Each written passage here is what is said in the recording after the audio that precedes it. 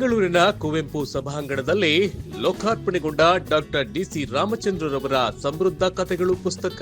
ಹೌದು, ಸಾಹಿತ್ಯ ಗುಡಿ ಬೆಂಗಳೂರಿನ ಚಾಮರಾಜಪೇಟೆಯ ಕನ್ನಡ ಸಾಹಿತ್ಯ ಪರಿಷತ್ತಿನ ಕುವೆಂಪು ಸಭಾಂಗಣದಲ್ಲಿ ಸಮೃದ್ಧಿ ಗ್ರಾಮೀಣಾಭಿವೃದ್ಧಿ ಸಂಸ್ಥೆ ಸಮೃದ್ಧಿ ಪ್ರಕಾಶನದಿಂದ ಹೊರಬಂದ 6ನೆಯ ಸಣ್ಣ ಕಥೆಗಳ ಪುಸ್ತಕವಾದ ಸಮೃದ್ಧ ಕಥೆಗಳು ಪುಸ್ತಕವನ್ನ ಕನ್ನಡ ಅಭಿವೃದ್ಧಿ ಪ್ರಾಧಿಕಾರದ ಅಧ್ಯಕ್ಷರಾದ ಪುರುಷೋತ್ತಮ್ ಲೋಕಾರ್ಪಣೆ ಮಾಡಿದ್ರು. ಯೋಗಿವರ್ಯರು ಕೃತಿಯ ಮೂಲಕ ಸಾಹಿತ್ಯ ಲೋಕವನ್ನ ಪ್ರವೇಶಿಸಿದ ಸಾಹಿತಿ ಡಾಕ್ಟರ್ ಡಿಸಿ ರಾಮಚಂದ್ರರವರು. ಇವರ ಲೇಖನಿಯಿಂದ ಈವರೆಗೆ 5 ಕೃತಿಗಳು ಕನ್ನಡ ಸಾರಸ್ವತ ಲೋಕವನ್ನ ಪ್ರವೇಶ ಮಾಡಿವೆ.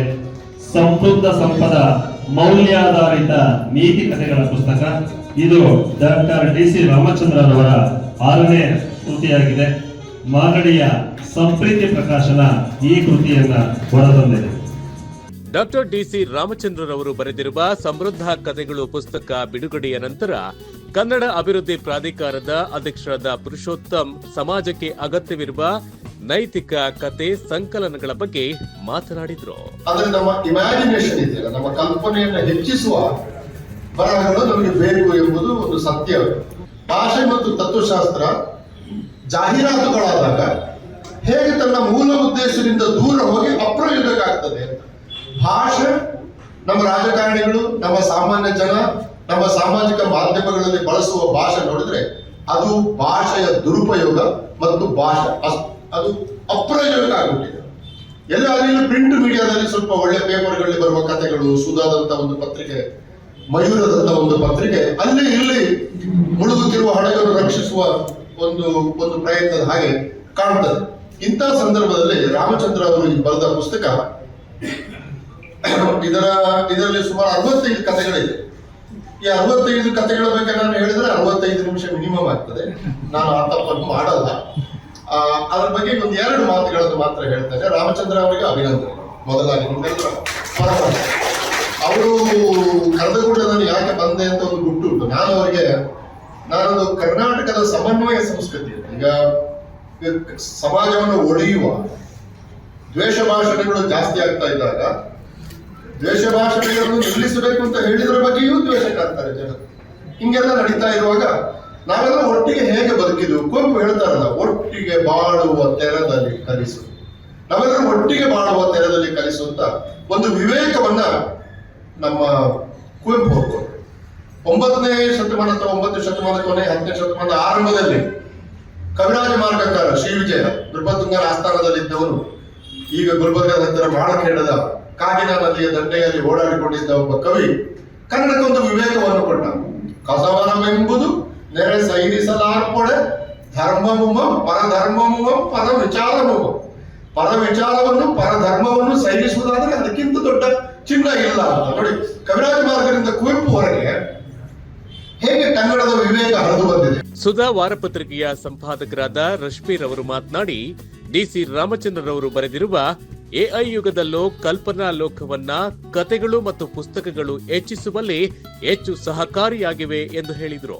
ಬಹಳ ಜನ ಬಹಳ ಕಾರ್ಯಕ್ರಮದೊಳಗೆ ಹೇಳ್ತಾರ, ಮಕ್ಕಳು ಮೊಬೈಲ್ ಫೋನಿನಾಗ ಕಳೆದು ಹೋಗ್ತಾವ ಅಂತ. ಅವ್ ಯಾಕೆ ಕಳೆದು ಹೋಗ್ತಾವ ಅಂದ್ರು ಮನ್ಯಾಗ ಅವ್ರ ಅಪ್ಪ ಅಮ್ಮನೂ ಕಳೆದು ಹೋಗಿರ್ತಾರ. ನಮ್ಮ ಮನ್ಯಾಗ ಯಾಕೆ ಹಂಗಾಗ್ಲಿಲ್ಲ ಅಂದ್ರ, ನಾವು ಮನ್ಯಾಗ ಊಟ ಮಾಡೋ ಮುಂದೂ ಪುಸ್ತಕ ಕೈಯಾಗಿ ಹಿಡಿದಿರ್ತೀವಿ, ಮಲ್ಗೋ ಮುಂದೂ ಪುಸ್ತಕ ಕೈಯಾಗಿ ಹಿಡಿದಿರ್ತೀವಿ. ಅಗ್ನಿಗಾಗ್ಲಿ ಭೂಮಿಗಾಗ್ಲಿ ಇಬ್ಬರಿಗೂ ಕಥೆ ಪುಸ್ತಕಗಳನ್ನ ಓದ್ತಾ ಒಂದ್ ಹಂತಕ್ಕೆ ಬಂದಾಗ, ಅಂದ್ರೆ ಎಲ್ಲಿ ಕುತೂಹಲ ಕೆರಳ್ತಾರಲ್ಲ ಅಲ್ಲಿ ಮುಚ್ಚಿಟ್ಬಿಡ್ತಿದ್ದೆ ನಾ. ಇವತ್ತು ಹೇಳೋದಿಲ್ಲ ನಾ ಇದ್ರ ಮುಂದಿನ ಕಥೆ ಅಂತ. ಅವ್ರಿಗೆ ಅದೊಂಥರ ಹುಳ ಬಿಟ್ಟಂಗ ಆಗ್ತಿರ್ತಲ್ಲ, ಮುಂದೇನಾಕದ ಏನಾಕದ ನೀವು ಓದು ಅಂತ. ಸೊ ಈ ಪುಸ್ತಕದ ಒಂದು ಸೌಂದರ್ಯ ಏನು ಅಂದ್ರ, ಮಕ್ಕಳು ಎಂಜಾಯ್ ಮಾಡ್ತಾವ, ಜೊತೆಗೆ ಓದಿ ಹೇಳಬೇಕಾದ ಅಪ್ಪ ಅಮ್ಮನು. ಬಹುಶಃ ಬಹಳ ಜನ ಅಜ್ಜ ಅಜ್ಜಿ ಆದವ್ರು ಇರ್ಬೇಕು, ಹೊಸದಾಗಿ ಅಜ್ಜ ಅಜ್ಜಿ ಆದವರು ಅಥವಾ ಹಳೆ ಅಪ್ಪ ಅಮ್ಮಂದ್ರು ಇರ್ಬೇಕು. ನಾವೆಲ್ಲರೂ ಓದುವಂತಹ ಪುಸ್ತಕ ಅದ. ಯಾಕೆ ಕತೆ ಓದಬೇಕು ಅನ್ನೋದಕ್ಕ, ನನ್ನ ಮಗಳು ಭೂಮಿ ಹ್ಯಾರಿ ಪಾಟರ್ ಮೂವಿ 1 ಮಾತ್ರ ನೋಡಿದ್ಲು, ಉಳ್ಕಿದ್ ಮೂವಿ ನೋಡ್ಲಿಲ್ಲ, ಉಳ್ಕಿದ್ದೆಲ್ಲ ಪುಸ್ತಕ ಓದಿದ್ಲು ಸರ್. ಆಕಿಗೆ ಏನ್ ಅನಿಸ್ತಿತ್ತು ಅಂದ್ರ, ನನ್ನ ಕಲ್ಪನೆ ಆ ಚಿತ್ರಕ್ಕಿಂತ ಸಶಕ್ತದ ಅಂತ. ಅಂದ್ರೆ ಒಂದು ಕತಿ, ಈ ಪುಸ್ತಕದೊಳಗೂ ಒಂದು ಕರಡಿ ಪ್ರಶಸ್ತಿ ಕೊಡಿಸಿದ್ದು ಅಂತ ಒಂದು ಕತಿ ಬರ್ತದೆ. ಅದ್ರೊಳಗೆ ಅವ್ರು ಹೇಳ್ತಾರೆ, ಒಂದು ಜಿಂಕಿ ಕಾಣ್ತದ ಆ ಮಗುಗ, ಆ ಜಿಂಕಿ ಕಂದು ಬಣ್ಣದ ಚರ್ಮದ ಮೇಲೆ ಬಿಳಿ ಮಚ್ಚೆ ಇರ್ತಾವ ಆ ಜಿಂಕಿಗೆ, ಅದು ಹುಲ್ಲು ಚರಪರ ತಿಂತದ. ಈ ಚರಪರ ತಿನ್ನೋದು, ಕ್ರಂಚಿ ಸೌಂಡ್ ಬರುವುದು, ಇದು ಏನದಲ್ಲ, ಇದು ಓದೋ ಮುಂದೆ ನಮಗೆ ಅನ್ನಿಸ್ಬೇಕು. ನಾವು ನಮ್ಮ ಮಕ್ಕಳಿಗೆ ಅನಿಮೇಟೆಡ್ ಸೀರೀಸ್ ತೋರಿಸೋದ್ರೊಳಗ ಅಥವಾ ದೊಡ್ಡ ಚಿತ್ರ ಇರುವ ಇಂದಿನ ಪುಸ್ತಕಗಳನ್ನ ಕೊಡಿಸೋದ್ರೊಳಗ ಏನ್ ಮಾಡಾಕತ್ತೀವಿ ಅಂದ್ರೆ ಅವ್ರ ಕಾಲ್ಪನಿಕ ಶಕ್ತಿಯನ್ನ ಸೀಮಿತಗೊಳಿಸಾಕತ್ತೀವಿ. ನಿಡಸಾಲೆ ಪುಟ್ಟಸ್ವಾಮಿ ಮಾತನಾಡುತ್ತಾ, ಪುಸ್ತಕಗಳನ್ನ ಇಂದು ಹೊರತರುವುದು ತುಂಬಾ ಕಷ್ಟವಾಗುತ್ತಿದೆ. ಇಂತಹ ಜಾಲತಾಣಗಳ ಆವಳಿ ಸಮಯದಲ್ಲಿಯೂ ಕೂಡ ಪುಸ್ತಕವನ್ನ ಬರೆಯುವವರ ಪ್ರೋತ್ಸಾಹ ಹೆಚ್ಚಿನದಾಗಿ ಸರ್ಕಾರ ಮಾಡಬೇಕು ಎಂದು ಹೇಳಿದರು. ಕೃತಿಕಾರ ಡಾಕ್ಟರ್ ರಾಮಚಂದ್ರರವರು ಮಾತನಾಡಿ, ಬರವಣಿಗೆಯನ್ನ ಹವ್ಯಾಸ ಭಾಗದಲ್ಲಿ ರೂಢಿಸಿಕೊಂಡಿದ್ದರಿಂದ ಪುಸ್ತಕ ಬರೆಯುವ ಕಾಯಕದಲ್ಲಿ ನಿರಂತರವಾಗಿ ತೊಡಗಿಕೊಂಡಿದ್ದೇವೆ. ಪುಸ್ತಕಗಳನ್ನ ಓದಿದರಷ್ಟೇ ನಮಗೆ ಸಂತಸ ಆಗಲಿದೆ ಎಂದು ಹೇಳಿದರು. ಸಮೃದ್ಧಿ ಗ್ರಾಮೀಣಾಭಿವೃದ್ಧಿ ಸಂಸ್ಥೆಯ ಅಧ್ಯಕ್ಷರಾದ ಡಾಕ್ಟರ್ ನಂಜುಂಡಯ್ಯರವರು ಮಾತನಾಡಿ, ಪುಸ್ತಕಗಳಿಗೆ ಬೆಲೆ ಇದೆ. ಮೊಬೈಲ್ನಲ್ಲಿ ನೋಡುವುದಕ್ಕಿಂತ ಪುಸ್ತಕಗಳನ್ನ ಹೆಚ್ಚು ಓದುವುದೇ ಸ್ವಾಭಾವಿಕ ಓದಿನ ಸತ್ವ ಎಂದು ಹೇಳಿದರು.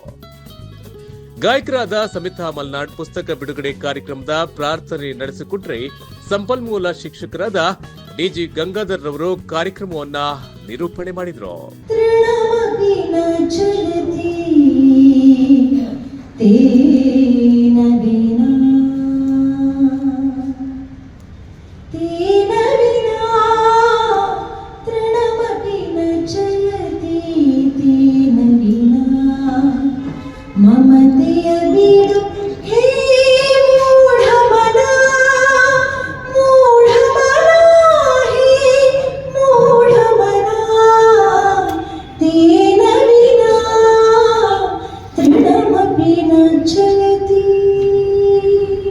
ಮಾಗಡಿ ಕನ್ನಡ ಸಾಹಿತ್ಯ ಪರಿಷತ್ ಅಧ್ಯಕ್ಷರಾದ ತೀನಾ ಪದ್ಮನಾಭರವರು ಎಲ್ಲರನ್ನ ಸ್ವಾಗತಿಸಿದ್ರು.